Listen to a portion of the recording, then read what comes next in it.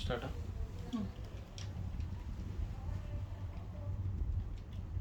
Start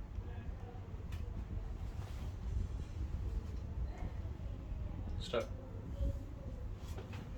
hi hello నమస్తే, నేను సానా. Welcome to wellness. కొన్ని లక్షల్లో ప్రాణాలు తీసుకుని బీభత్సం సృష్టించిన కరోనా నుంచి ఆరోగ్యపరంగా ఆర్థిక పరంగా ఇప్పుడిప్పుడే కోలుకుంటున్నాము. ఇప్పుడు అదే తరహాలో హెచ్ఎంపీవీ అనే ఒక కొత్త వైరస్ వెలుగులోకి వచ్చింది.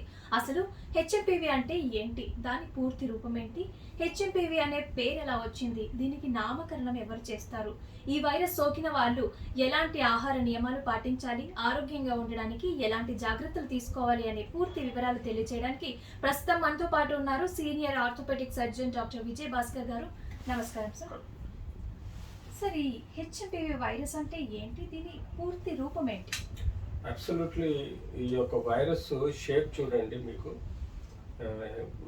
రౌండెడ్ ఫేస్లో వచ్చేసి రిసెప్టార్స్ క్యాప్చర్ చేసుకునే ఈ పెండ్యులర్ స్ట్రక్చర్స్ని మనం ఒక మార్ఫలాజికల్ చేంజెస్ కనబడుతున్నాయి. ఇది కోవిడ్ SARS-CoV-2 వైరస్ కన్నా ఇది డిఫరెంట్గా ఒక షేప్లో ఉంది. ఇది ఇన్ఫ్లుయెన్జా అలాగే న్యూమోకాకల్ వైరస్ లాగానే ఒక ఫ్యామిలీకి చెందిన వైరస్ అండి.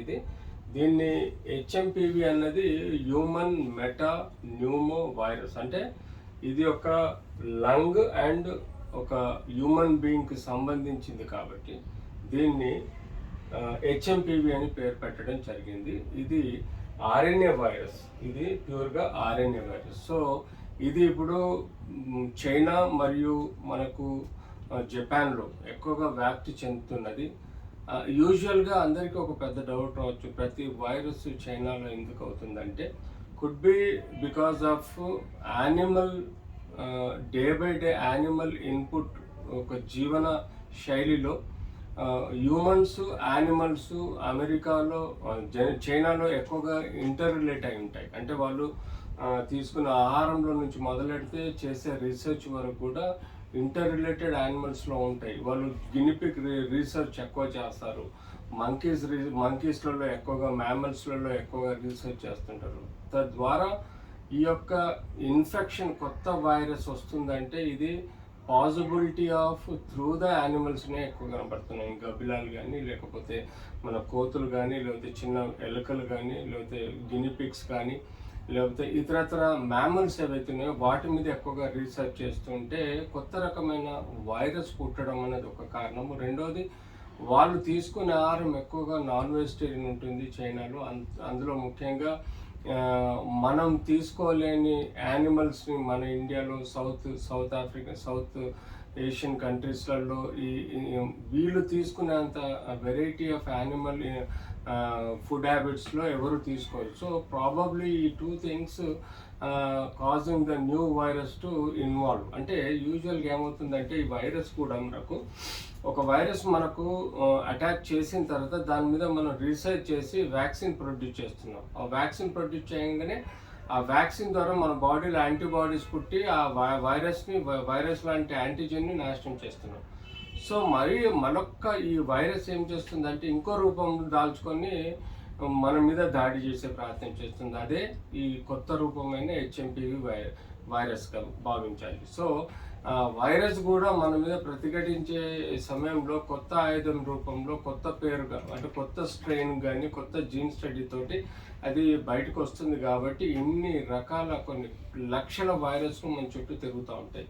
మన అదృష్టం కొద్దీ మన బాడీలో రోగ నిరోధక శక్తి చాలా స్ట్రాంగ్గా ఉంటుంది. కాబట్టి మనం ఎన్నో వైరస్లను ఎస్కేప్ చేసుకొని ఏదో ఒక స్పెసిఫిక్ సర్టెన్ వైరస్ తోటి మనం ప్రాంప్ట్గా ఎఫెక్ట్ అవుతున్నాం. అంతేగా కానీ మన చుట్టూ ఎప్పుడూ లక్షల వైరస్లు తిరుగుతూ ఉంటాయి. సో ఈ హెచ్ఎంపీవీ వైరస్ కూడా ఒక మానవుడి ఊపిరితిత్తులకు సంబంధించింది కాబట్టి హ్యూమన్ మెటా న్యూమో వైరస్గా నామకరణం చేయడం జరిగింది. ఇది మనిషి టు మనిషి ఆర్ యానిమల్స్ టు మనిషి రూపంలో వచ్చినట్టుగా చైనాలో చెప్తున్నారు. ఇది మనం మాట్లాడే తుంపర్లు కానీ, లేకపోతే ముక్కు నుంచి వచ్చే తుంపర్లు కానీ ఎదుటి వ్యక్తికి అటాక్ చేయొచ్చు. లేకపోతే సర్ఫేస్ మీద ఉండిపోయి ఆ సర్ఫేస్ను ఎవరైనా టచ్ చేస్తే అది ఆ టచ్ చేసిన హ్యాండ్స్ నోటికి కానీ ముక్కుకు కానీ తాను తగిలించుకున్నప్పుడు ఆ యొక్క ఆ తుంపర్ల వైరస్లు ఏవైతే ఉంటాయో డ్రాప్లెట్ వైరస్ అంటాము, ఆ వైరస్ ఈ ముక్కు, నోరు, కళ్ళల్లో ఉండే ద్రవాల ద్వారా మన గొంతులోకి పోతుంది. సో ఇలా మనం దీని యొక్క హెచ్ఎంపివి ట్రాన్స్మిషన్ అనేది జరుగుతుంది. ఇప్పుడు వరల్డ్ హెల్త్ ఆర్గనైజేషన్ చైనాలో పుట్టిన ఈ వైరస్ విషయంలో అప్రమత్తంగా ఉండాలని హెచ్చరించినప్పటికీ కొందరు డాక్టర్స్ ఏమో భయపడాల్సిన అవసరం లేదని మాట్లాడుతున్నారు. మరికొందరేమో చాలా జాగ్రత్తలు పాటించాలి అని హెచ్చరిస్తున్నారు. నిజానికి ఇది భయపడాల్సిందా? అబ్సల్యూట్లీ రైట్ అండి. యాక్చువల్లీ భయపడాల్సిన అవసరం లేదండి. ఇది మనకు ఆల్రెడీ ఎగ్జిస్టింగ్ సీజన్లో, అంటే మనకు చలికాలంలో వచ్చే ఫ్లూ డిసీజెస్ లాగానే ఇదొక టైప్ ఆఫ్ వైరస్గా భావించడం జరుగుతుంది.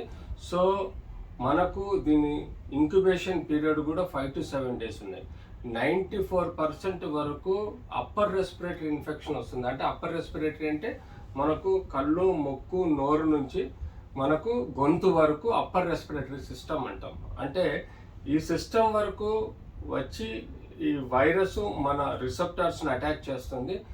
కానీ ఈ లోపలే బాడీలో ఒక ఇమ్యూన్ సిస్టమ్ గేరప్ అవుతుంది. రోగ నిరోధక శక్తి గేరప్ అయి యాంటీబాడీస్ని ప్రొడ్యూస్ చేసి వితిన్ 5 to 7 days లోపల ఆ వైరస్ను నాశనం చేస్తుంది. అందుకనే ఇది అప్పర్ రెస్పిరేటరీ డిజీజ్గానే భావించడం జరుగుతుంది. కాబట్టి ఇది 94% రికవర్ ఉంది. Only 4 to 6% cases lower respiratory, అంటే గొంతు నుంచి కింది వరకు ఊపిరితిత్తుల వరకు డ్యామేజ్ చేసే కేసెస్ 4 to 6%. అది కూడా వ్యక్తులు ఎవరైతే ఇమ్యూనో సప్రెషన్, అంటే ఎవరికైతే రోగ నిరోధక శక్తి స్ట్రాంగ్గా లేదు, అంటే క్యాన్సర్ పేషెంట్స్ కానీ, ఆర్గాన్ ట్రాన్స్ప్లాంట్ పేషెంట్స్ కానీ, హెవీ డ్రగ్స్ మీద ఉన్న వ్యక్తులు కానీ, ఓల్డ్ ఏజ్ వాళ్ళు కానీ, లేకపోతే చిన్న పిల్లలు బిలో 6 years పిల్లలలో కానీ, ఎవరికైతే స్ట్రాంగ్గా ఇమ్యూనిటీ లేదో వాళ్ళల్లో ఒక 4 to 6% లోవర్ రెస్పిరేటరీ ఇన్ఫెక్షన్ పోతుంది. బట్ 94% అప్పర్ రెస్పిరేటరీ ఉంటుంది. కాబట్టి దీని ఇంక్యుబేషన్ పీరియడ్ కూడా మనకు 5 to 7 days ఉంది. కాబట్టి రికవరీ బాగుంది. డెత్ రేట్ చాలా తక్కువ ఉంది. ర్యాపిడ్ స్ప్రెడింగ్ అవుతుంది, నో డౌట్. అంటే మనకు ఎప్పుడైతే 1:3 కోవిడ్ అనుకున్నామో ఇది 1:10 రేషియోలో మనకు స్ప్రెడ్ అవుతుంది. కానీ రికవరీ కూడా అంత ఫాస్ట్గా ఉంది. మనకు 94% వితిన్ 5 to 7 daysలో రికవర్ అవుతున్నారు. ఓన్లీ 4 to 6% అవసరం ఉన్న వాళ్ళు ఆక్సిజన్ థెరపీ కానీ, ఐసీయూ కానీ, రెస్పిరేటరీ ఇంటెన్సివ్ కేర్లో అడ్మిట్ అవుతున్నారు. సో ఇది మనం ధర్మలకు తీసుకొని ఇది చిన్నపిల్లలది డిజీజ్గా, లేకపోతే 65 years అబోవ్ ఉన్న ముసలి వాళ్ళది, లేకపోతే రోగ నిరోధక శక్తి తక్కువ ఉన్న కొన్ని డిజీజెస్లో సఫర్ అయ్యే వ్యక్తులలో తప్ప ఇది ఓవరాల్ ఎక్కువ కాలం ట్రాన్స్మిట్ అయ్యే డిజీజ్ కాదు. ఎక్కువ మందిని ఎఫెక్ట్ చేసిన ఫాస్ట్గా రికవరీ ఆస్కారం ఉంది. హెచ్ఎంపివి వైరస్ బారిన పడిన వాళ్ళు అలాగే ఆ వైరస్ రాకుండా ఉండడానికి ఎలాంటి జాగ్రత్తలు తీసుకోవాలి? మనం యాజ్ ఇట్ ఈస్గా కోవిడ్లో కొన్ని పద్ధతులు నేర్చుకున్నాం. ఎలా అంటే అబ్సల్యూట్గా mask, face shield, physical distance, sanitization, ఈ 5 పద్ధతులు మీరు పాటించగలిగితే ఏ వైరస్ని, ఈ వైరస్ కాదు, ఏ వైరస్ నుంచి కానీ, బ్యాక్టీరియా కానీ, ఫంగల్ కానీ మనం ఇన్ఫెక్షన్ని ఎదుర్కోవచ్చు. ముఖ్యంగా ఈవెన్ ఏవైతే డ్రాప్లెట్స్ మనకు ముక్కు, నోరు నుంచి కాకుండా కళ్ళల్లో ఉండే ద్రవాల ద్వారా కూడా మనకు ముక్కులోకి, గొంతులోకి వచ్చే ఆస్కారం ఉంటుంది. కాబట్టి ఐ ప్రొటెక్షన్ కూడా ఉండాలి, నోజ్ ప్రొటెక్షన్ ఉండాలి, మౌత్ ప్రొటెక్షన్ ఉండాలి. Cheap and best is ₹1 valuable mask అండి. అది మీరు ధరించగలిగితే మీకు అన్ని జాగ్రత్తలు తీసుకోవచ్చు. ఏదైతే ఫిజికల్ డిస్టెన్స్ అంటారో అది పాటించండి. మాస్క్ ధరించినప్పుడు మాస్క్ ప్రొటెక్షన్ ఉంటుంది. శానిటైజేషన్ అంటే హ్యాండ్స్ శుభ్రంగా ఉంచుకోవడం, ఇవన్నీ జాగ్రత్తలు పాటిస్తే మీరు ప్రివెంట్ చేయొచ్చు. ఇన్ఫెక్షన్ వచ్చే ఛాన్సెస్ తక్కువగా ఉంటాయి. ఇప్పుడు మీరు అన్నారు ఈ హెచ్ఎంపివి వైరస్ అనేది చిన్న పిల్లల్లో అలాగే వృద్ధులలో రోగ నిరోధక శక్తి తక్కువగా ఉండే వాళ్ళల్లో ఎక్కువగా వచ్చే అవకాశాలు ఉంటాయని. పుట్టిన పిల్లల దగ్గర నుంచి ముసలి వాళ్ళ వారికి రోగ నిరోధక శక్తి అనేది ఈ కాలంలో చూసుకున్నట్లయితే చాలా తక్కువగా ఉంటుంది. దీనికి కారణాలు ఏమై ఉంటాయండి? రోగ నిరోధక శక్తి అనేది మన బాడీలో ఒక మిలిటరీ సిస్టమ్ అండి. మనకు మన బాడీని ప్రొటెక్ట్ చేసే మిలిటరీ సిస్టమ్. దీనిలో ఐజీజీ, ఐజీఎం అనే యాంటీబాడీస్ ప్రొడ్యూస్ అవుతూ ఉంటాయి. ఇవి మనల్ని బి సెల్స్, టీ సెల్స్గా ఒక ప్రొటెక్షన్ ఇస్తుంది.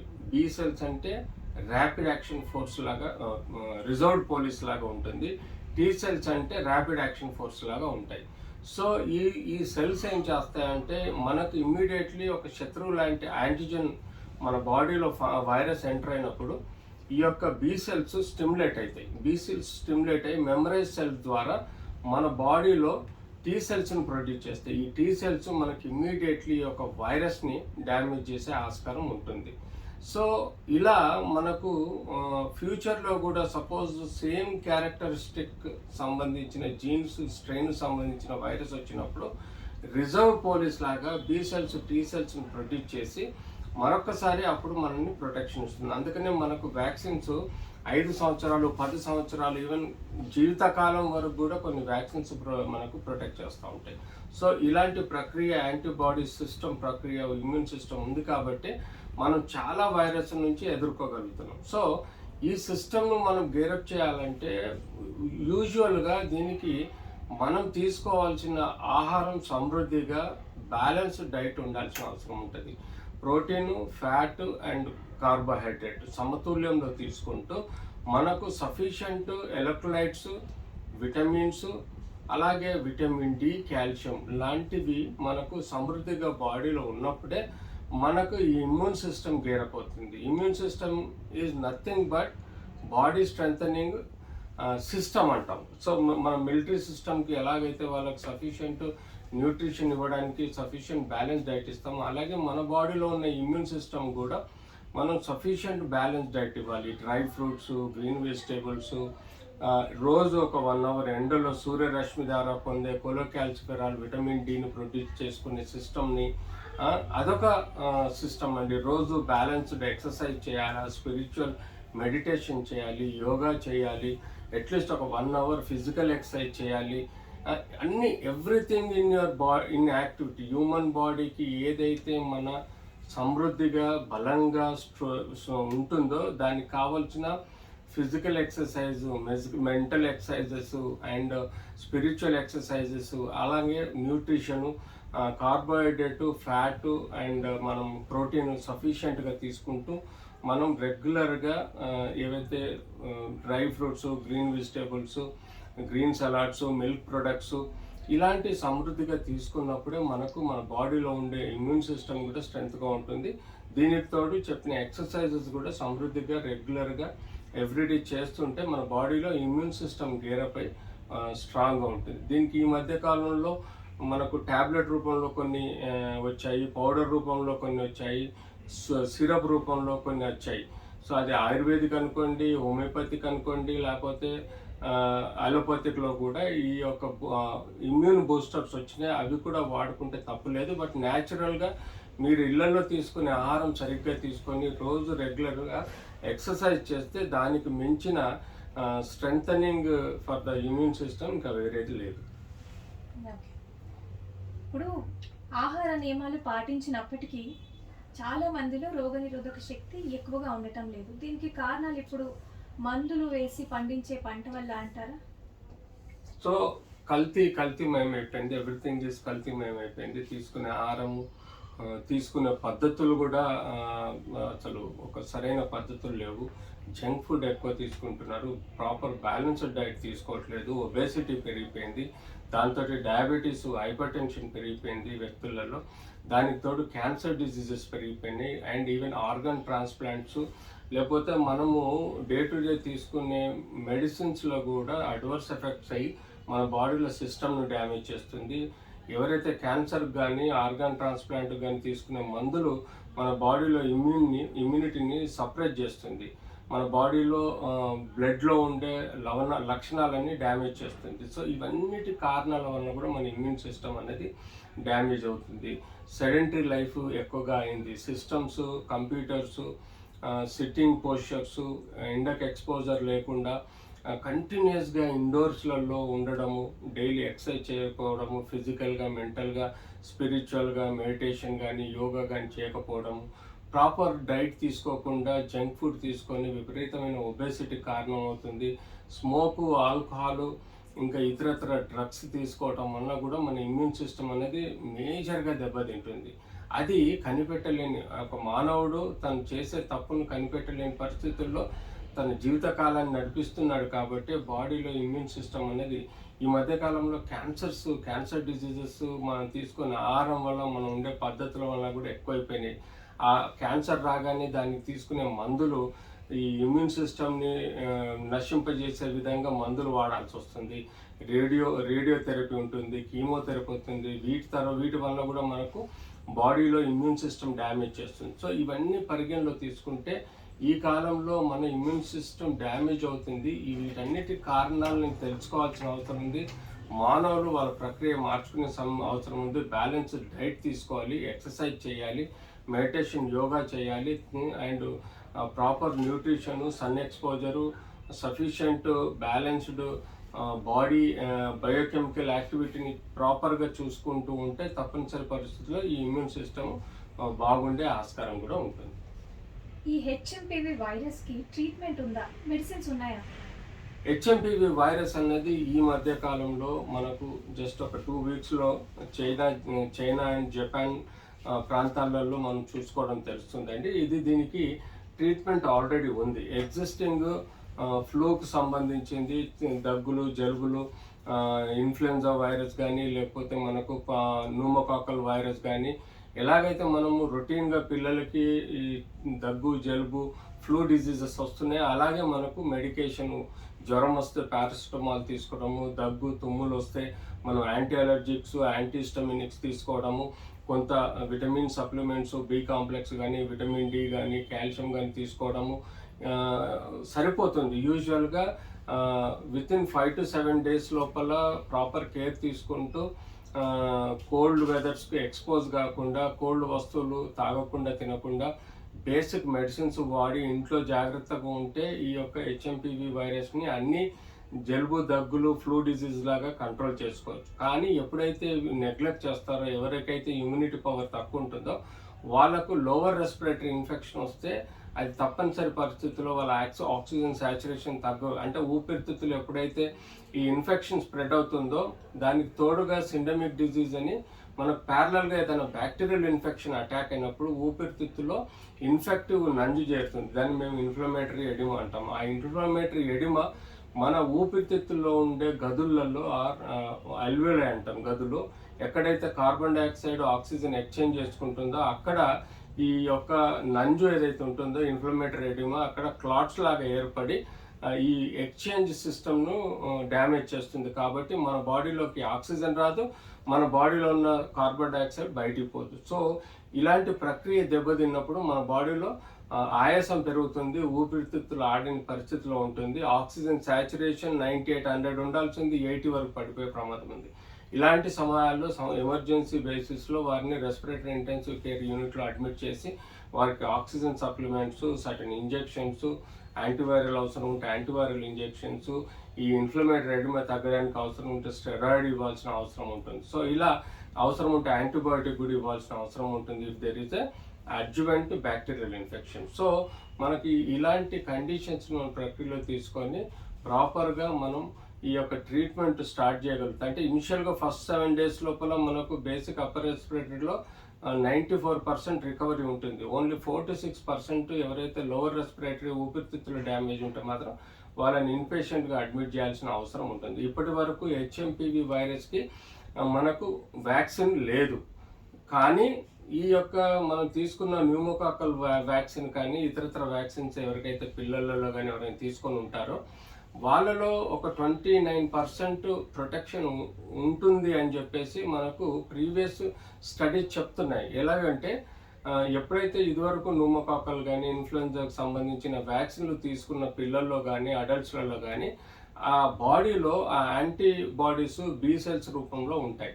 ఎప్పుడైతే ఈ కొత్త వైరస్ వచ్చిందో ఇదే సేమ్ ఫ్యామిలీకి చెందిన వైరస్ అయితే ఎంతో కొంత మేరకు ఈ యొక్క టీ సెల్స్ ప్రొడ్యూస్ అయ్యి ఆ టీ సెల్స్ ద్వారా మనకు ఈ యొక్క వైరస్ని డ్యామేజ్ చేసే ఆస్కారం ఉంటుంది. సో మన ఎగ్జిస్టింగ్ తీసుకున్న వ్యాక్సిన్స్ వల్ల కూడా ఒక 20 to 30% ప్రొటెక్షన్ ఉంటుంది కాబట్టి భయపడాల్సిన అవసరం లేదు. బేసిక్ ట్రీట్మెంట్ తీసుకుంటే రికవరీ అయ్యే ఆస్కారం ఉంటుంది. ఫ్యూచర్లో మన దగ్గరికి ఈ వైరస్ వచ్చినప్పుడు దీని మీద అనుగుణంగా స్టడీ చేసి కొత్త వ్యాక్సిన్ వచ్చే అవకాశం కూడా ఉంటుంది.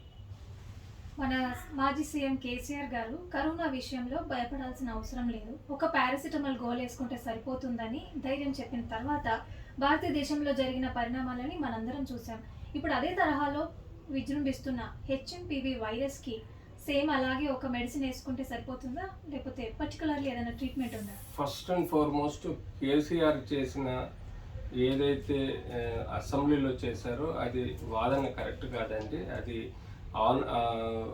వారికి అవేర్నెస్ లేక తప్పుడు స్టేట్మెంట్ ఇచ్చారు. ఆ తర్వాత మనకు కోవిడ్ అనేది ఒక డేంజరస్ వైరస్గా వ్యాప్తి చెందడం జరిగింది. కానీ ఇది నోన్ వైరస్. హెచ్ఎంపివి అనేది నోన్ వైరస్. కోవిడ్ అనేది తెలియని వైరస్, అలా వ్యాప్తి చెందింది. కానీ ఇది మనకు ఆల్రెడీ నోన్ వైరస్. ఇది ఇదివరకు వచ్చిపోయింది. ఇది ఆల్రెడీ న్యూమోనియాకి సంబంధించిన ఫ్యామిలీకి చెందిన వైరస్ కాబట్టి దీని యొక్క ఎఫికసీ, దీని యొక్క కాంప్లికేషన్స్ మనకు తెలుసున్నాయి. కాబట్టి మోస్ట్ ప్రాబబ్లీ అంటే మనం ఇప్పుడు చైనా వాళ్ళు కానీ జపాన్ వాళ్ళు కానీ మనకు ప్రాపర్ ఇన్ఫర్మేషన్ ఇవ్వటం లేదు. సో మనకు ఇప్పుడు కేవలం 10 కేసెస్ ఇప్పటివరకు రిజిస్టర్ అయినాయి సిటీలో ఇండియాలో. సో మనకు ఎక్కువ కేసులు రిజిస్టర్ అయ్యి వాటి యొక్క ఆర్టీపీసీఆర్ టెస్ట్ చేసి తద్వారా దీని యొక్క స్ట్రెయిన్ మన మార్ఫలాజికల్ స్ట్రక్చర్ తెలుసుకుంటే దాని యొక్క కాంప్లికేషన్స్ మనం అసెస్ చేయగలుగుతాం. ఇప్పుడే అంత ఈజీగా చెప్పడానికి లేదు. కానీ ఇది మనకు తెలిసిన ఫ్యామిలీ వైరస్ కాబట్టి మోస్ట్ ప్రాబబ్లీ ఈ వైరస్ COVID-19 వైరస్ లాగా ఉండకపోవచ్చు, దాని అంత తీవ్రత ఉండకపోవచ్చు. కేవలం అప్పర్ రెస్పిరేటరీ ఇన్ఫెక్షన్ ద్వారానే రికవరీ అయ్యే ఆస్కారం ఎక్కువగా ఉంటుంది. ఇప్పుడు హెచ్ఎంపివి వైరస్ అనేది ఇప్పుడు కొత్తగా వచ్చింది కాదు, 2001లో ఆల్రెడీ వచ్చిపోయింది. ఓకే, అంటే ఇన్ని సంవత్సరాలలో దీనికోసం ప్రత్యేకంగా మెడిసిన్ తయారు చేయలేదు, ఎందుకు ఇలా స్ప్రెడ్ అవుతుంది? ఇది కేవలం మెడిసిన్స్ ఉన్నాయండి.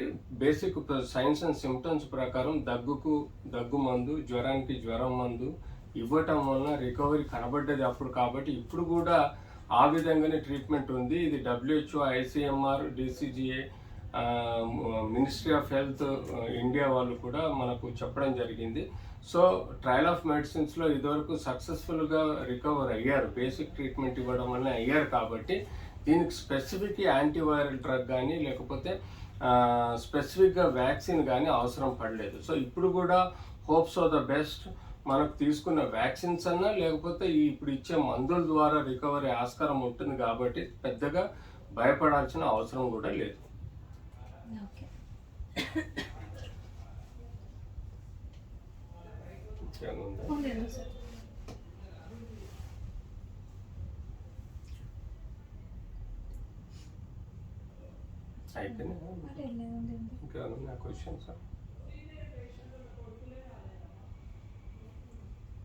హెచ్ఎంపివి వైరస్ ఈ నామకరణం ఎవరు చేశారు? అసలు ఈ వైరస్ అన్నింటికి ఎవరు పేర్లు పెడతారు, ఎలా పెడతారు? అబ్సల్యూట్లీ.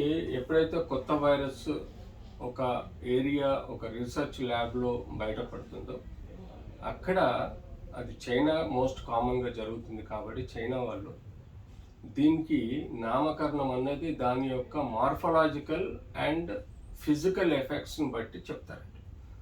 సో ఇది ప్యూర్గా హ్యూమన్ ట్రాన్స్మిషన్ అవుతుంది కాబట్టి దీన్ని హ్యూమన్ వైరస్గా, ఇది న్యూమోకాకల్ అంటే ఊపిరితిత్తులకు సంబంధించింది. ఇది మేజర్గా అప్పర్ రెస్పిరేటరీ ఇన్ఫెక్షన్ కాబట్టి దీన్ని మెటాన్యూమోగా, ఇక లాస్ట్ వైరస్ అంటే it's considered to be virus. So మానవుల్లో అందులో ఊపిరితిత్తులలో ఎఫెక్ట్ అయ్యే వైరస్ కాబట్టి దీన్ని హ్యూమన్ మెటాన్యూమో వైరస్గా ఈ చైనాలో ఇనిషియల్ ల్యాబ్లో చెప్పడం జరిగింది. కానీ ఇది కొత్త వేరియంట్ కాబట్టి దీనికి ఒక ఇంపార్టెన్స్ పెరిగింది ఇప్పుడు.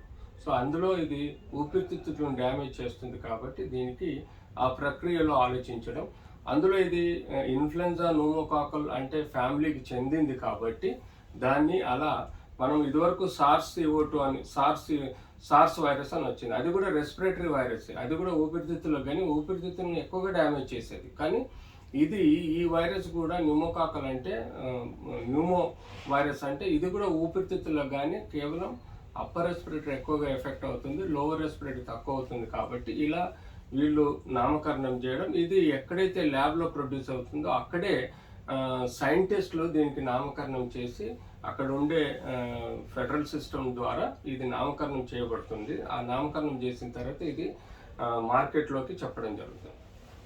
ఇప్పుడు కరోనా అయినా హెచ్ఎంపీ అయినా ఇలాంటి కొత్త కొత్త వైరస్లన్నింటికి చైనా పుట్టినిల్లుగా మారింది. ఇప్పుడు చైనాలో ఇలాంటి కొత్త కొత్త వైరస్లు పుట్టడానికి కారణం వాళ్ళు తీసుకునే ఆహార నియమాలు, జంతువుల మీద చేసే ప్రయోగాలనే కారణం అని అనుకోవచ్చా? లేకపోతే ప్రపంచ దేశాలలో ఉన్న జనాభాని నాశనం చేయడానికి చైనా వాళ్ళు కావాలనే ఇలాంటివి సృష్టిస్తున్నారని అనుకోవచ్చా? దీనిలో కుట్ర ఉందా లేదా అనేది చెప్పడానికి ఇన్వెస్టిగేటివ్ స్టైల్ ఆలోచించాల్సిన అవసరం ఉంది. ఇది అప్రోప్రియేట్గా మేము అంతగా అంచనేయడం కష్టం. కానీ చైనా లార్జెస్ట్ పాపులేటెడ్ కంట్రీ అండి. అందులో పావర్టీ ఉంది, రిచ్నెస్ ఉంది, అన్నీ ఉన్నాయి. సో చైనాలో వాళ్ళు తీసుకునే ఆహారం ఎక్కువగా నాన్ వెజిటేరియన్, అందులో రకరకాల జంతువులను వాళ్ళు తింటారు. అంటే ప్రపంచంలో చాలా వరకు అవాయిడ్ చేసే యానిమల్స్ని, క్రియేచర్స్ని వీళ్ళు తీసుకుంటారు.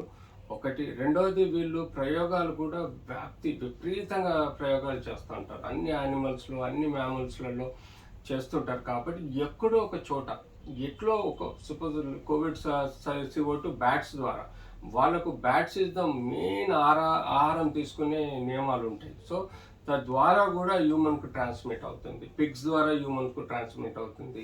స్నేక్స్, ఈవెన్ ఫిషెస్ ద్వారా కొన్ని వైరస్లు ట్రాన్స్మిట్ అవుతాయి. బర్డ్స్ ద్వారా అంటే చికెన్ కానీ వీటి ద్వారా కూడా కొన్ని వైరస్లు ట్రాన్స్మిట్ అవుతుంది. గబ్బిలాలు, అలాగే మనకు మంకీస్, మేజర్గా మనకు రీసెర్చ్ చేసేది మంకీస్, మ్యామల్స్. వాటి ద్వారా అక్కడ ఉండే అడవులలో ఉండే కొన్ని మ్యామల్స్ ఏవైతే ఉన్నాయో వాటి ద్వారా కూడా ఇన్ఫెక్షన్ స్ప్రెడ్ అవుతుంది. వీళ్ళు వాటిని ల్యాబ్లో ఎప్పుడైతే రీసెర్చ్ చేస్తారో అక్కడ ఈ వైరస్లు ఎక్కువగా వ్యాప్తి చెందే ప్రమాదం ఉన్నట్టుగా మనకు చైనాలో కొన్ని అంటే అక్కడ ఉండే కొంతమంది సైంటిస్టులను ద్వారా మనకు తెలిసింది.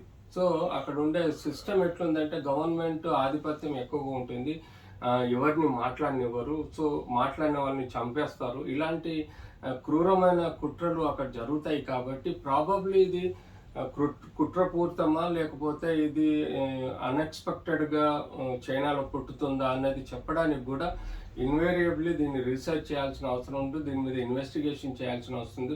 ఫెడరల్ సిస్టమ్, యునెస్కో లేకపోతే WHO కానీ దీని మీద డీప్గా ఇన్వెస్టిగేషన్ ఇదివరకు చేశారు. కొంతమంది కుట్రపూరితమని, కొంతమంది లేదు ఇది యాక్సిడెంటల్గా పుట్టిందని, లేదంటే న్యాచురల్ తీసుకునే ఫుడ్లలో, యానిమల్ ఫుడ్లలో ఇది వ్యాప్తి చెందిందని చెప్పడం జరిగింది. ఏదేమైనా ఖచ్చితంగా ఇది కుట్రపూరితమని చెప్పడానికి కూడా కష్టమే. ఎందుకంటే చైనాలో ఎక్కువగా రీసెర్చ్ జరుగుతుంది కాబట్టి అక్కడ నుంచి వచ్చే ఆస్కారం కూడా ఉంటుంది. ఇప్పుడు కరోనా టైంలో చాలా మంది ప్రాణాలు కోల్పోయారు. ఆ వైరస్ అనేది స్ప్రెడ్ అవ్వకుండా ఉండడానికి లాక్డౌన్ ప్రకటించారు. ఇప్పుడు అదే తరహాలో హెచ్ఎంపీవీ వైరస్ కారణంగా ఫిబ్రవరి మంత్లో భారతదేశంలో లాక్డౌన్ ప్రకటించబోతున్నారు అని వినిపిస్తున్న వార్తని మనం నమ్మొచ్చా? కేవలం మనం 8-10 కేసులు మన ఇండియాలో రికార్డ్ అయినాయండి. వీటిని బట్టి మనం చెప్పాల్సిన అంత అవసరం లేదు. ఎందుకంటే ఇది న్యూమోకాకల్ అప్పర్ రెస్పిరేటరీ డిజీజ్ అని అనుకున్నాము. ఇలాగ ఇది ఒక ఇన్ఫ్లుయెన్జానో లేకపోతే న్యూమోకాకల్ ఇన్ఫెక్షన్గా భావిస్తున్నాం. బర్డ్ ఫ్లూ లాంటి మేజర్ డిజీజెస్ కూడా మనకు లాక్డౌన్కి అవసరం రాదు. కేవలం చరిత్రను తీసుకుంటే ఎప్పుడో ఫ్లేగ్ అనే వ్యాధితోటి కొన్ని కోట్ల మంది సఫర్ అయ్యారు. మళ్ళీ మొన్నటికి మొన్న కోవిడ్ అనే వైరస్ తోటి సఫర్ అయ్యి లాక్డౌన్లోకి పోయినాం. సో ఇప్పుడు ఈ మధ్యకాలంలో ఎన్నో వైరస్లు వచ్చిపోయినా అయినా మనం లాక్డౌన్కు పోలేదు. సో మోస్ట్ ప్రాబబ్లీ ఈ వైరస్ కూడా రొటీన్ వింటర్లో వచ్చే ఫ్లూ డిజీజ్గానే భావించాలి. చిన్నపిల్లల్లో లేకపోతే వృద్ధులను చాలా జాగ్రత్తగా చూసుకోవాలి. తద్వారా మనకు లాక్డౌన్ అవసరం పడకపోవచ్చు. పిల్లల్ని ఎవరైతే ఉంటారో అంటే స్కూల్కి పోయే పిల్లలలో ముఖ్యంగా పేరెంట్స్ వాళ్ళ ఇళ్ళల్లో మనం బేసిక్ జాగ్రత్తలు కోవిడ్ ప్రొటెక్షన్ ఏవైతే ప్రివెన్షన్ ఉన్నాయో అంటే mask, face shield, physical distance, sanitisation లాంటివి జాగ్రత్తలు పిల్లలకి నేర్పించి స్కూళ్ళకు పంపాలి. స్కూళ్ళల్లో స్కూల్ టీచర్స్ కానీ యాజమాన్యం కానీ క్లాస్ రూమ్లలో శుభ్రంగా మెయింటైన్ చేసి అందరూ మాస్కులు ధరించే విధంగా చూడాలి. వాళ్ళు ఆడుకునే ఆట ప్లేస్లలో కానీ లేకపోతే రెస్ట్ రూమ్లలో పరిశుభ్రత మెయింటైన్ చేయాలి. అలాగే గవర్నమెంట్ పబ్లిక్ హెల్త్ సిస్టమ్ కూడా గేరప్ అయి ప్రతి గవర్నమెంట్ స్కూల్స్లలో స్క్రీనింగ్ సిస్టమ్, టెంపరేచర్ పిల్లలకు ఉంటే వాళ్ళని ఇంటికి ఐసోలేట్ చేసి ఇంటికి పంపడం, వాళ్ళకి అవసరం ఉంటే ఆర్టీపీసీఆర్ టెస్ట్ చేసి వాళ్ళకి పాజిటివ్ అయితే ఐసోలేట్ చేయడం, జాగ్రత్తలు పాటించాలి. అది ముగ్గురి ఇంపార్టెన్స్ ఉంటుంది పిల్లల్ని కాపాడుకునేది, అటు పేరెంట్స్, ఇటు స్కూల్ టీచర్స్, యాజమాన్యం, అలాగే పబ్లిక్ హెల్త్ సిస్టమ్. అంతేకాకుండా వృద్ధులలో ఇంట్లో ఉండే వాళ్ళని రోజు వాళ్ళకి బ్యాలెన్స్డ్ డైట్ ఇవ్వాలి, రూమ్ని శుభ్రంగా ఉంచాలి. వారిని రోజు 1 అవర్ ఎండకు ఎక్స్పోజ్ చేసి విటమిన్ డి, కాల్షియం ప్రొడ్యూస్ అయ్యే విధంగా చూడాలి. వాళ్ళకు మంచి డైట్, సప్లిమెంట్స్ ఇవ్వాలి. తద్వారా వాళ్ళకి జాగ్రత్తలు తీసుకోవాలి. ఎవరైతే ఇమ్యూనో కాంప్రమైజ్డ్ ఉంటారో అంటే క్యాన్సర్ పేషెంట్స్ కానీ, ఆర్గాన్ ట్రాన్స్ప్లాంట్ పేషెంట్స్ కానీ, ఎవరైతే కీమోథెరపీ కానీ రేడియోథెరపీలో ఉంటారో వాళ్ళని చాలా జాగ్రత్తగా మానిటర్ చేస్తూ వాళ్ళకు ఉండే విటమిన్ డి, కాల్షియం లెవెల్స్ చూసుకుంటూ వాళ్ళకి యాంటీబాడీ అసెస్మెంట్ చేసుకోవాలి. ఐజీఎం ఎలా ఉంది, వాళ్ళ బాడీలో రెస్పాన్స్ ఎలా ఉంది అన్నది చూసుకుంటూ వాళ్ళకి కావాల్సినంత మంచి న్యూట్రిషన్ ఇస్తూ ఉండాలి. ఇలా మనం ప్రివెంట్ చేయగలిగితే మనం ఎలాంటి లాక్డౌన్ పోవాల్సిన అవసరం లేదు. ఇది 5 to 7 డేస్లో కనుమరుగవుతుంది కాబట్టి భయపడాల్సిన అవసరం లేదు. ఈవెన్ ర్యాపిడ్ స్ప్రెడ్ అయినా కూడా ర్యాపిడ్గానే అంతే స్పీడ్తో స్ప్రెడ్ అయినా అంతే స్పీడ్తో రికవరీ ఆస్కారం ఎక్కువగా ఉంటుంది కాబట్టి భయపడాల్సిన అవసరం లేదు. ఓకే, మీ అమూల్యమైన సమయాన్ని కేటాయించి హెచ్ఎంపీవీ వైరస్కి సంబంధించిన సమాచారాన్ని అందజేసినందుకు thank you so much. Thank you. ఇదండి హెచ్ఎంపీవీ వైరస్కి సంబంధించిన సమాచారం. ప్రజలందరూ తగిన జాగ్రత్తలు తీసుకుని ఆరోగ్యంగా ఉండాలని ఎల్న్యూస్ టీం మనస్ఫూర్తిగా కోరుకుంటుంది. మరొక ప్రముఖ వ్యక్తి ఇంటర్వ్యూతో మళ్ళీ కలుద్దాం. Thanks for watching. This is సానా సైనింగ్ ఆఫ్. ఎన్ని మినిట్స్ వచ్చింది? హాఫ్ అన్ అవర్ వచ్చింది. హాఫ్ అన్ అవర్ వచ్చింది.